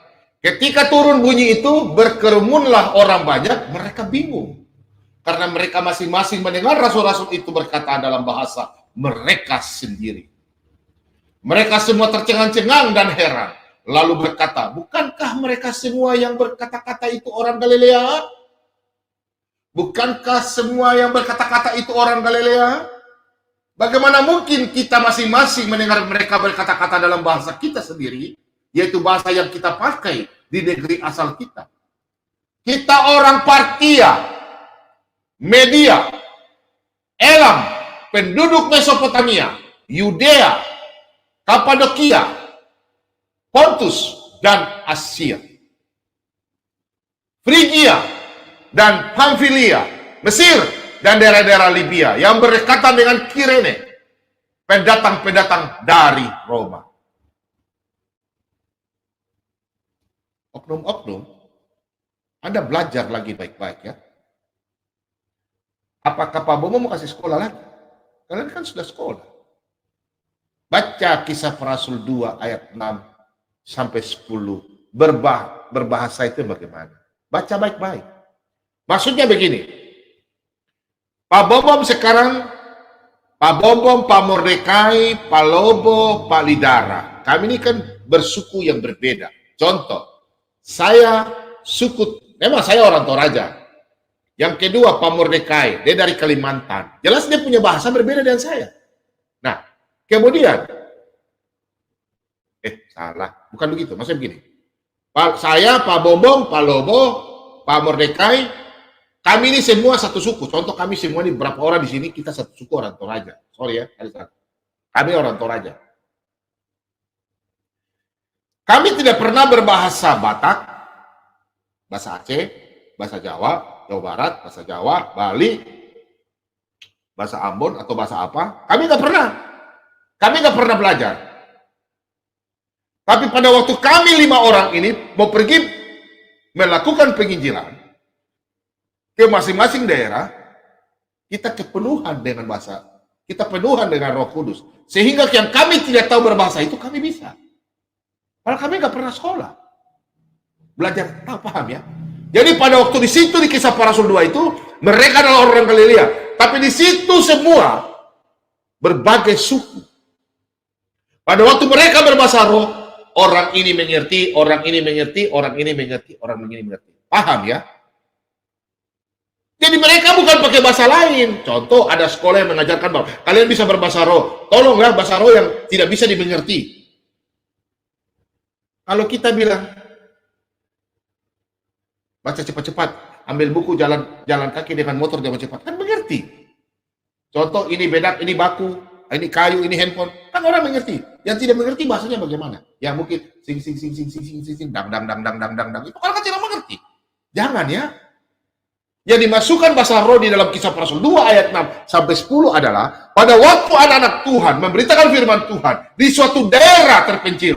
Di situ umpamanya suku apa gitu, suku A. Kami tidak mengerti bahasanya. Pada waktu itu kita minta tuntunan Roh Kudus. Dijamah dengan kepenuhan Roh Kudus. Otomatis pada waktu kita mungkin kita bisa bicara mungkin dalam berbahasa. Saya mungkin berbahasa Toraja. Tapi orang-orang di situ mengerti. Saya berbahasa Indonesia, tapi orang-orang di situ bisa mengerti apa yang saya ucapkan. Itulah kepenuhan Roh Kudus. Haleluya, saudara. Paham? Bukan bahasa yang sabarang-sabarang. Kalau begitu pembangun bahasa roh tidak ada. Ada. Bahasa roh itu ada pada waktu kita melakukan pergumulan dengan Tuhan. Kita minta tuntunan. Mungkin ada saudara kita di dalam rumah, dia lewat, Bapak ada berdoa. Kok bahasanya beda? Bahasa roh itu hanya dia saja sendiri yang tahu dengan Tuhan. Jangan dikasih dengar. Kalau saya dengar berarti ada orang yang menafsirkan. Pertanyaan saya, apakah Anda bisa menafsirkan bahasa roh itu? Orang lain berbicara baru Anda tafsirkan, silakan. Saya mau dengar. Paham ya? Jadi kalau ada gereja yang tidak pakai bahasa roh, jangan Anda langsung tuduh, oh Anda punya gereja bahasa roh. Bukan itu. Anda tidak penuh dengan bahasa roh, tidak. Anak-anak muda jangan kecewa ya. Saya pernah, ini ya, saya pernah ikut KKR dulu. Waktu itu saya masih kuliah, hukum ya. Itu 29 tahun. Ya 29 tahun, ya dari 29 tahun ke belakang lah. Ya selesai 29 tahun lalu. Nah, itu kami saya nggak pernah ikut KKR. Waktu itu pendetanya saya udah lupa ya, udah lama sekali. Saya ikut, terus kami ada beberapa orang, kami ada sekitar 5 orang, 6 orang lah. Pada waktu ada pendeta sudah khotbah, sudah ada berbahasa yang lain-lain, teman saya ada yang jatuh. Nah saya ini kan tidak pernah begitu. Saya tidak jatuh. Saya tetap berdiri, justru saya kebingungan kok orang-orang jatuh-jatuh ya. Saya bingung. Saya nggak apa-apa, saya begini aja, saya berdiri aja, santai aja. Nah, teman saya ini, dia kan kaget lihat sebelah. Dia juga mau jatuh, dia berpikir. Berpikirnya apa? Saya belum tahu. Nanti setelah kita pulang, saya tanya sama dia. Dulu kan zaman kita dulu panggilnya bukan bro, kita panggil Ces. Kalau kita orang-orang dari Sulawesi, kita bisa panggil, bagaimana Ces? Ya, Ces. Ces, bagaimana? Kenapa tadi kita tidak jatuh? Dia bilang apa? Itu buat saya ketawa. Ngomongnya begini, bagaimana saya mau jatuh? Di depan saya ada tai kotoran binatang. Saya takut tidur nih, ada kotoran binatang. Di lapangan. Saya bilang, oh kamu lagi bilang, saya kira kamu juga mau jatuh. Jadi kita jangan, Roh Kudus itu bukan kita jatuh kayak dihipnotis, bukan. Kita kepenuhan Roh Kudus itu kita berserah, buka hati, minta sama Tuhan. Adapun kalau dia jatuh, berarti ada sesuatu yang jamah dia. Paham ya?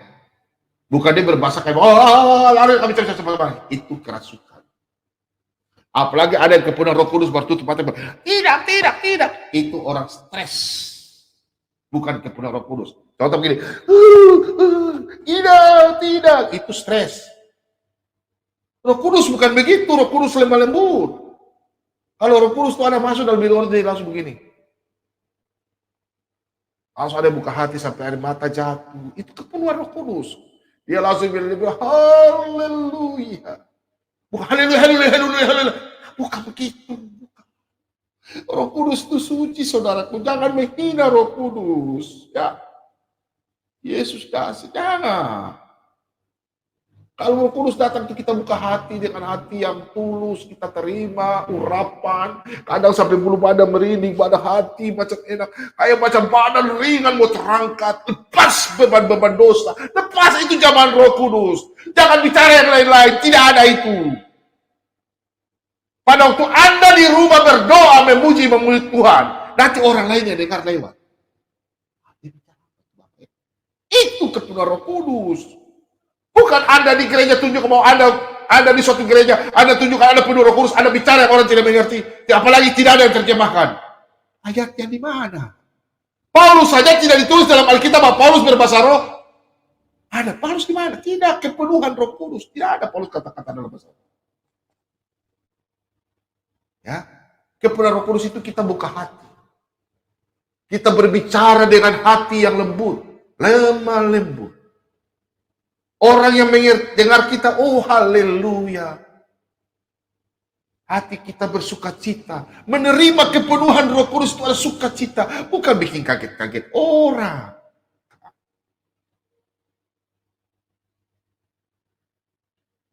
Ada teman saya hamba Tuhan. Dia bilang, Pak Bombong, saya mau pergi ke daerah sebelah. Kami ini kan di daerah. Tapi saya nggak mengerti bahasa mereka. Di Papua itu berbahasa daerah itu banyaknya, ratusan ya. Tapi dia mau datang ke salah satu kampung yang memang tempat daerah terkecil sekali, terpencil. Itu memang sudah ada misionaris yang biasanya dari Katolik ya. Itu saudara-saudara kita itu yang berani ya, yang Katolik. Mereka misionaris sudah masuk dan hutan. Tapi mereka memang sudah tahu bahasa Indonesia, tapi ada yang belum. Tapi karena dia minta, kita kasih kekuatan, dia maju. Kadang dia mereka bisa berbahasa roh, tapi yang diucapkan mereka itu tiba-tiba orang lain bisa mengerti. Nah, itu yang namanya bahasa roh. Kita pikir kita berbicara dalam bahasa Indonesia, tapi mereka bisa menerima. Itu Roh Kudus yang bekerja. Begitu. Ya, saudara-saudara ya. Kalau orang berbahasa roh itu, kita semua menerima dengan sukacita. Yang dengar juga menerima dengan sukacita. Bukan bahasa yang ada yang oknum-oknum usir setan. Pelan. Itu ada di video YouTube ya. Aditya biasanya tampilkannya. Itu bukan Roh Kudus, itu setan. Masa usir setan?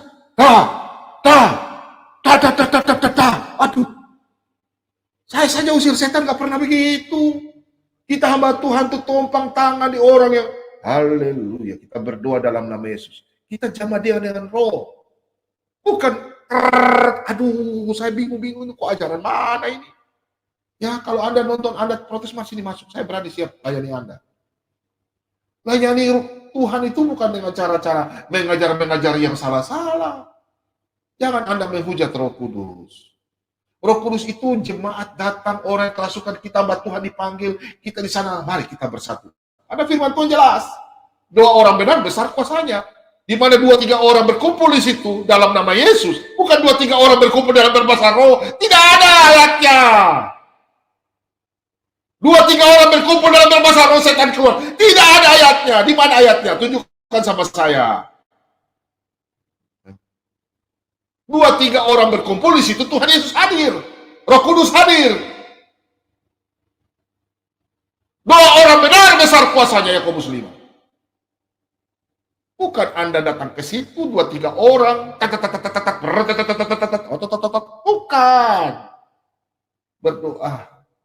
Bapa, terima kasih banyak. Kami hadir di sini semua. Kami menyatakan kemuliaan-Mu ya Bapa. Untuk itu tutup bungkus kami dengan kuasa Roh-Mu. Untuk itu Tuhan curahkan kuasa Roh-Mu kepada kami. Biar segala kuasa kegelapan, oknum yang hadir di sini, kami tolak dalam nama Yesus dengan darah-Mu yang kudus. Itu.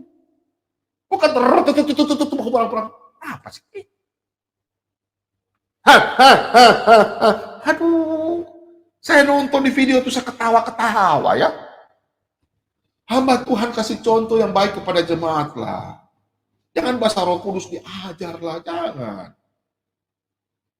Kita semua memahami ya, anak-anak Tuhan itu penuh dari Roh. Saya percaya malam hari ini, saya tidak membawa gereja mana, cuma oknum.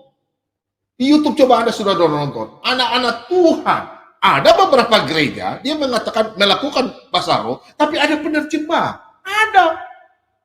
Tapi kalau gereja yang tidak ada, baru Anda tidak berterjemahan sembarang-sembarang. Saya bingung juga, ini apa sebenarnya maksud?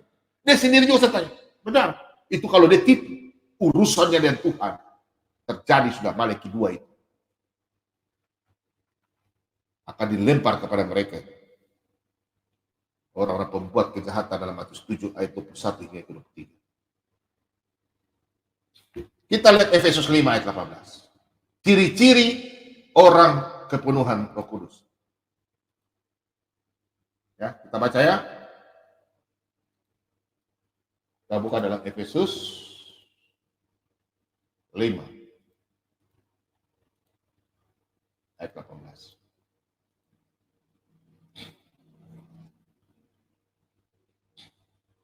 Dan janganlah kamu mabuk oleh anggur karena anggur menimbulkan hawa nafsu, tetapi hendaklah kamu penuh dengan Roh Kudus. Ayat ini dulu saya bahas, ayat 18. Maksudnya di anggur sini, coba Anda lihat orang mabuk. Apa orang mabuk itu? Dia ingat kasih dia sadar. Kita lihat lucu ya, lucu ya. Begitu pula juga orang yang bicara-bicara gaul sembarang-sembarang. Kalau dia ngomong sembarang-sembarang, 1 Korintus 14 ayat 20, coba Anda baca. Orang yang begitu tidak kepenuhan Roh Kudus. Justru kita mengatakan dia orang gila. Baca 1 Korintus 14 ayat 20 sampai 28. Anda baca anak Tuhan. Baca. Supaya Anda tahu bagaimana orang kepenuhan Roh Kudus. Orang yang bermasalah lain sembarang-sembarang itu bukan orang yang baik-baik. Baca ya 1 Korintus 14 ayat 20 sampai 28. Rasul Paulus katakan. Yang dikatakan mabuk anggur adalah mabuk akan dunia, mabuk akan kehidupan berfoya-foya, lupa Tuhan. Apa yang Tuhan berikan berkat sama dia lupa semuanya. Dia melakukan di luar firman Tuhan. Itu yang namanya mabuk dengan anggur kehidupan dunia. Mabuk. Ciri yang pertama, Roh Kudus, orang yang dipenuhi Roh Kudus. Kita baca ayat selanjutnya, 19. Ya. Dan berkata-katalah seorang kepada yang lain dalam mazmur, puji-pujian dan nyanyian rohani, bernyanyi dan bersoraklah bagi Tuhan segenap hati. Nah, kalau kita lihat, kita punya anak-anak biasa kan, menyanyi di KKR atau di gereja, apalagi di KKR. Mereka biasanya kan menari dan bendera-bendera. Hei, apakah kita orang tua tidak bangga? Bangga! Mereka bersuka cita, memuji kemuliaan Tuhan. Haleluya di rumahnya. Di rumah semua berkatakan haleluya. Oh, kadang-kadang kalau lihat anak-anak menyanyi, bendera, mereka benar-benar ya. Apalagi yang menyanyi vokal grup, goyang kiri, goyang kanan. Kepenuhan Roh Kudus. Itu yang kepenuhan Roh Kudus. Yang bilang siapa? Firman Tuhan. Bukan saya. Memberitakan firman Tuhan dengan berani. Kepenuhan Roh Kudus. Dia berbicara firman Tuhan meledak-meledak. Bukan Pak Bom, Pak Bom ya. Setan lah. Kepenuhan dengan Roh Kudus. Hamba Tuhan khotbah di gereja. Semua mendengarkan. Berarti Roh Kudus sudah ada di anak-anak Tuhan. Kepenuhan Roh. Hamba Tuhan kepenuhan Roh Kudus. Jemaat yang mendengarkan kepenuhan Roh Kudus. Mereka pulang dari gereja ke rumah dengan sukacita. Kalau dia pada waktu pulang ke rumah dia penuh sukacita, dia jalan kaki pas hujan, ada motor lewat, kena air hujan, kena dia. Pada dia punya jawaban, Tuhan Yesus memberkati. Itu orang penuh Roh Kudus. Tapi kalau dia pulang gereja, Pas dia jalan kaki, pas hujan, motor mobil sambar tuh air, tidak percikan dia. Sudah Jo, langsung dia mulut mulai sebut, no. Ada binatang semua dia sebut. Itu orang tidak peduli dengan Roh Kudus. Kalau orang yang penuh Roh Kudus, dia hati tenang. Dia pulang dari gereja penuh sukacita. Tiba sampai di rumah langsung dia bilang, mamaku sayang, saya sudah lapar. Tolong, tadi pagi tidak sarapan. Mama siapkan makan ya. Kalau istri yang baik, istri sudah, iya papaku sayang, tunggu ya. Tapi belum ada doi beli bahan. Ya, itu. Penuh sukacita orang penuh Roh Kudus. Tidak ada orang baku-baku marah. Tidak ada piring-piring terbang dalam rumah. Ada suami yang penuh Roh Kudus, istri tidak punya.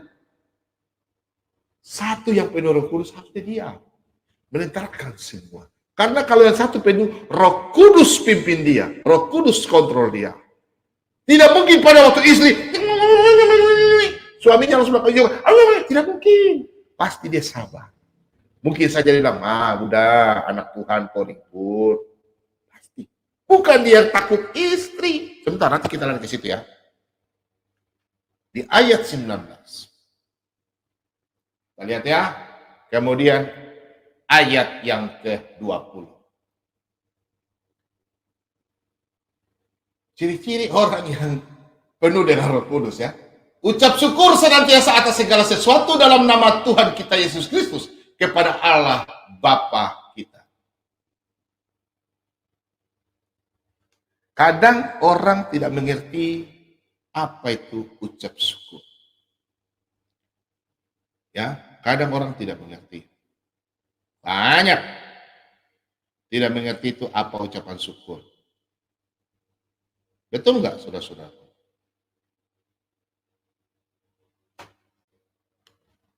Mau contoh?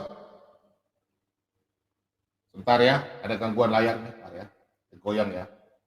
Sebentar saya bikin. Aduh, berapa layar RAM ya? Sebentar ya.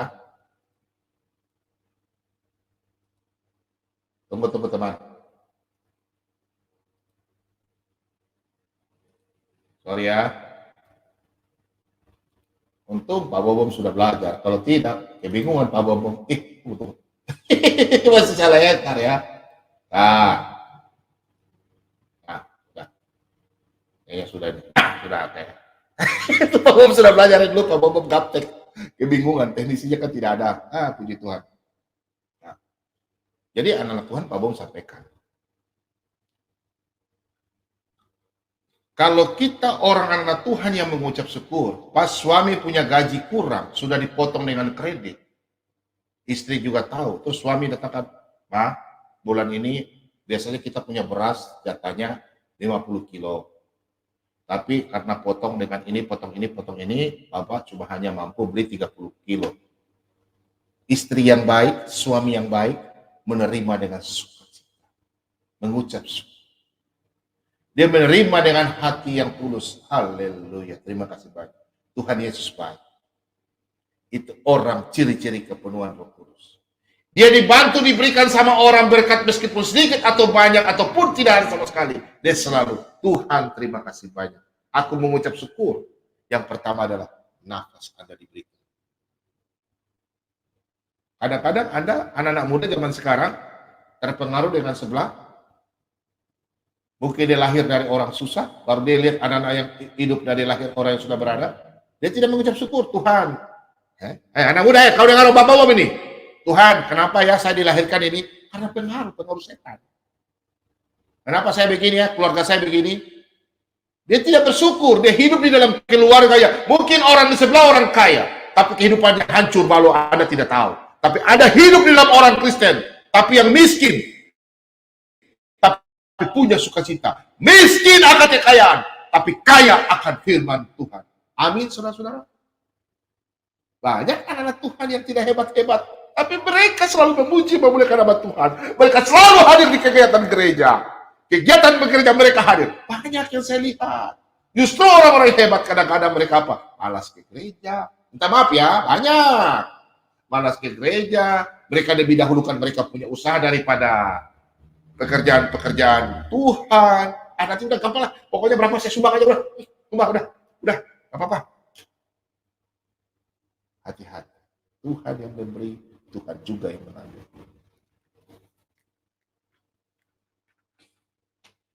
Kita lanjut ayat yang ke-21.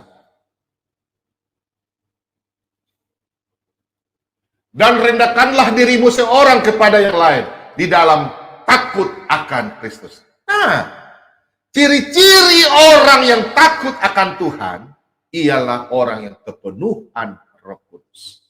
Kalau orang Kristen yang keras kepala, mau menang sendiri, mengatakan bahwa dia benar, tidak mau direndahkan, tidak mau marah, tidak mau apa. Kalau orang marah dia juga marah, apa kok, apa. Apalagi kalau dia orang yang sudah hebat, punya kelebihan. Pasti dia akan menunjukkan bahwa saya.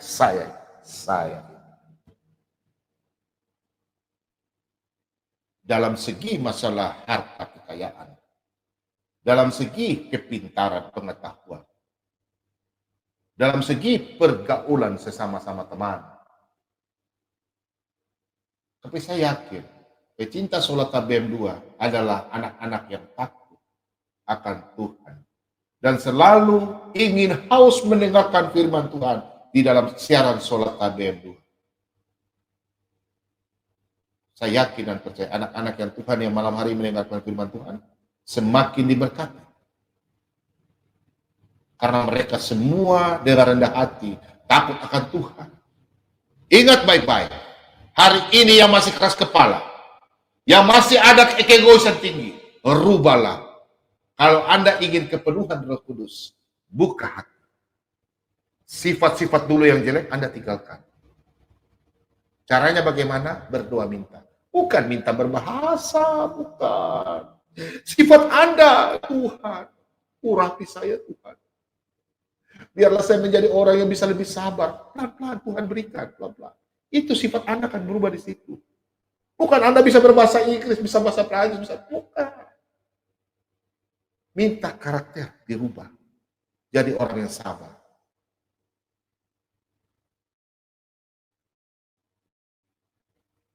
Contoh, kita baca ayat selanjutnya. Di ayat yang ke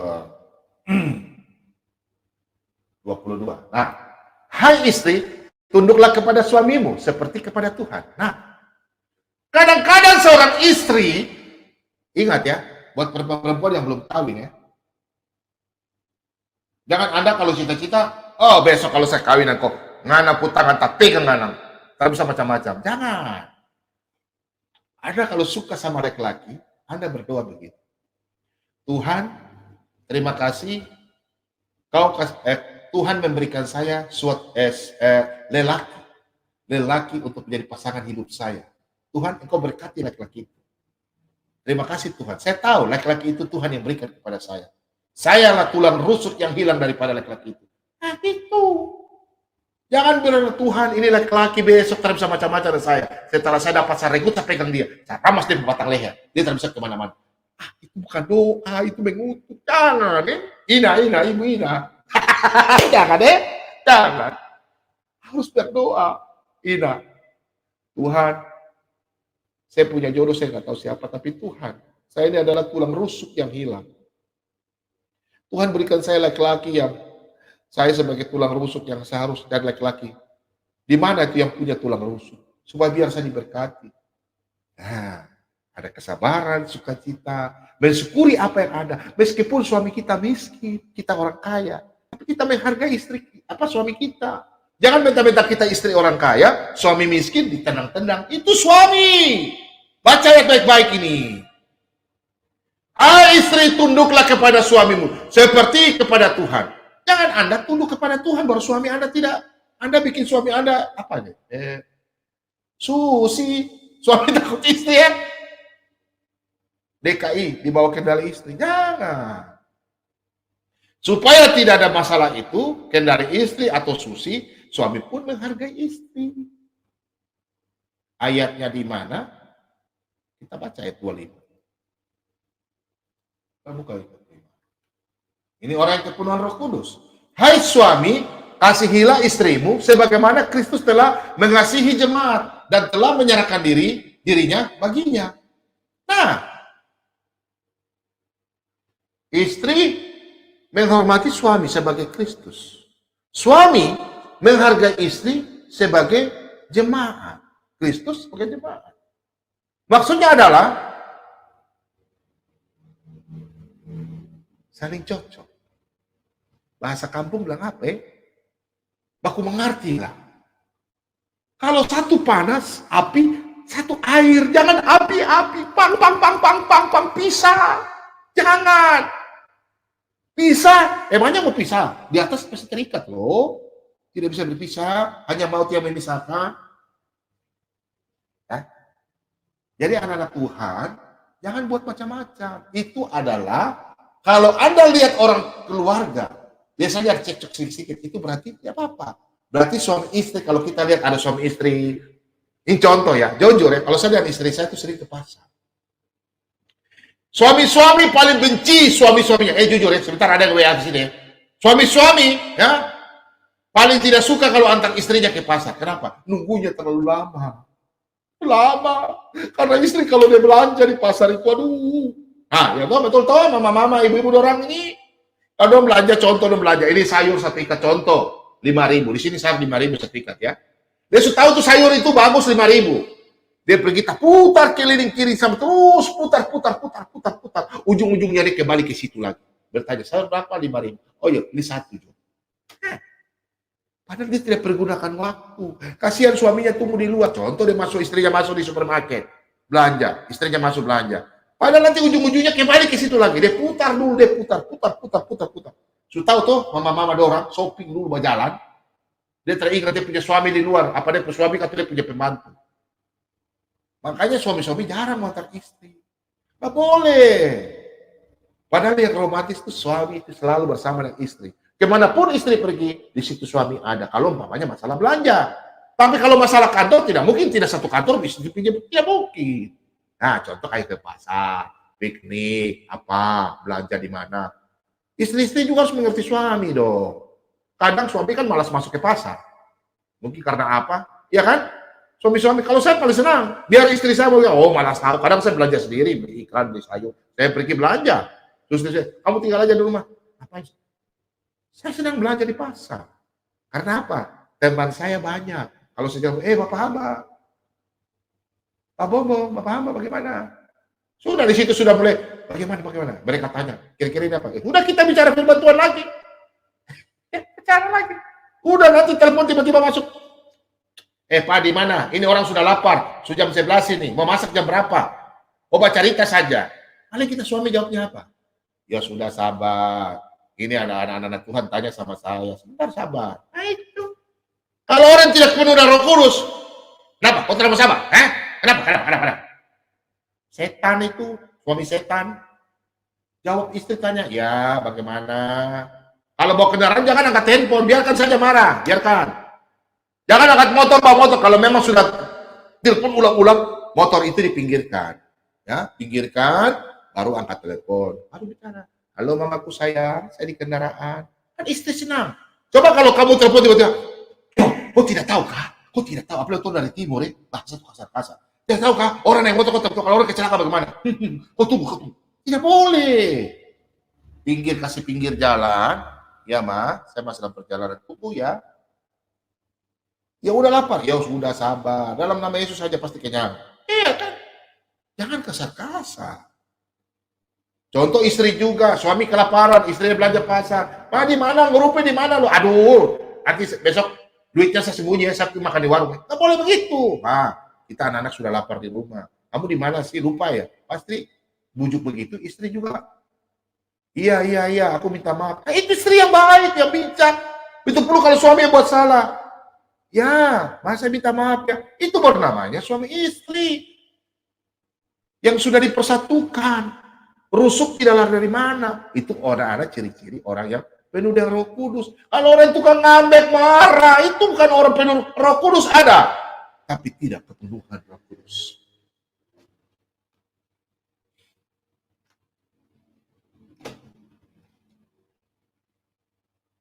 Di dalam ayat 18, selama kita mabuk dengan anggur, kita tidak kepenuhan dengan Roh Kudus.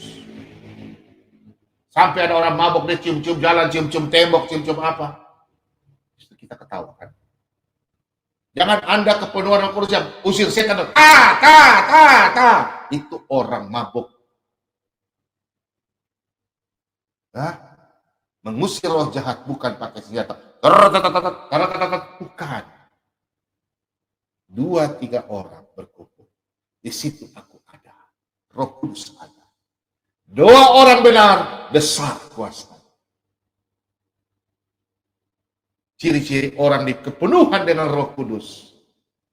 Selalu menerima dengan sukacita, damai, sejahtera. Biarpun kehidupannya rendah. Banyak orang miskin penuh dengan sukacita. Banyak orang berkelebihan, tapi tidak ada sukacita, damai dalam diri. Ada takut mati. Sampai kasih keluar harta sampai habis-habis. Tidak percaya lagi hamba Tuhan. Sudah pergi cari dukun-dukun. Berobat kemana-mana. Belajar ilmu setan.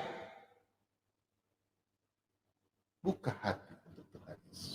Panggil hamba Tuhan. Demikian firman Tuhan. Semoga damai sejahtera bagi kita semua tercurah. Bagi kita anak-anak Tuhan yang haus akan firman Tuhan.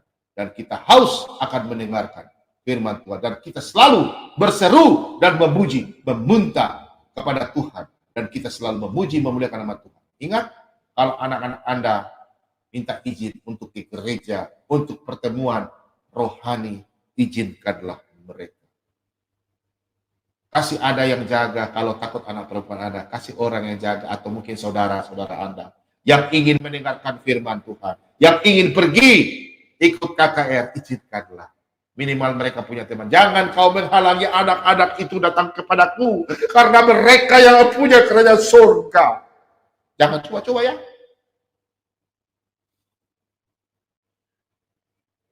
Anak saya kalau pergi, tanya bapak di sini ada kegiatan. Meskipun aliran kami berbeda.